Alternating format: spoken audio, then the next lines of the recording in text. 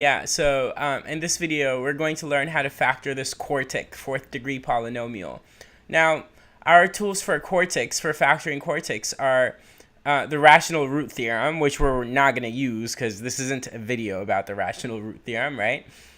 So we're not allowed that. Then the only other option we have is like to see if the quartic is quadratic in form. But that would mean that it has 3 terms, and this has 5 terms. And yeah, as I said, the first approach would be like to try to do grouping, right? And the problem with that too is the fact that this 5-term polynomial doesn't allow for any convenient grouping. If we group in 2s, we've got that guy and this guy, and this is left over.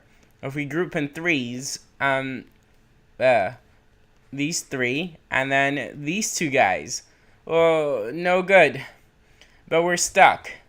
So what we're going to do is still go with grouping. As you saw in the ladder grouping, right, where I group the first 3 and then these 2, well, regardless of how we start the grouping, these guys have to be the end of the last group, right?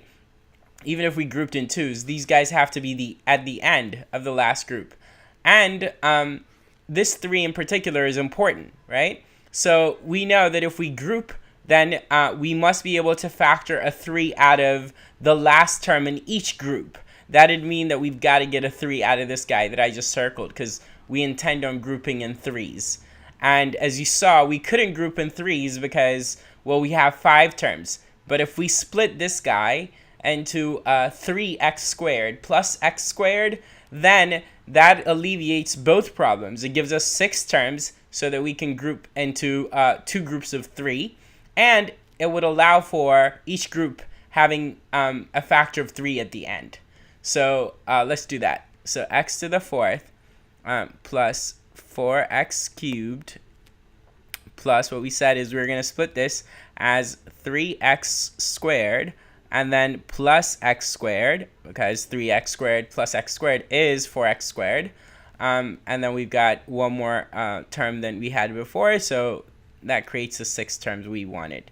Cool. Now we group them in 3s. So that group of 3 and this group of 3.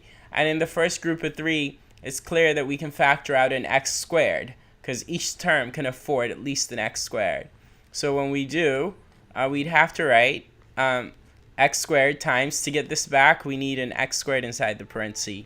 And then plus, to get this back, we need plus 4x. And then plus, to get this back, we need 3.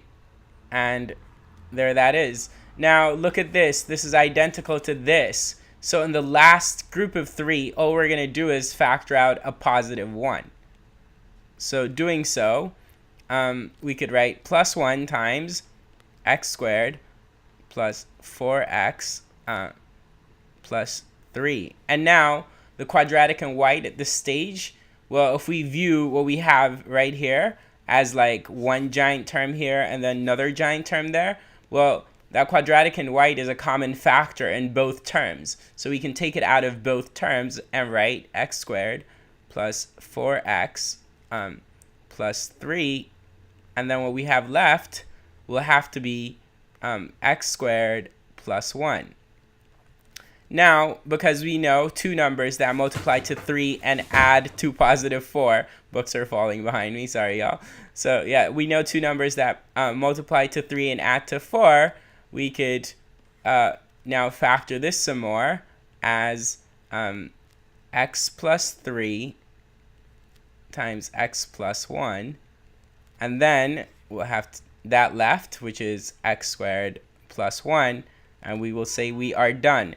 Now, if we were factoring over the complex numbers, we could do a little bit more, right? X squared plus 1 factors over the complex numbers as x plus I times x minus I.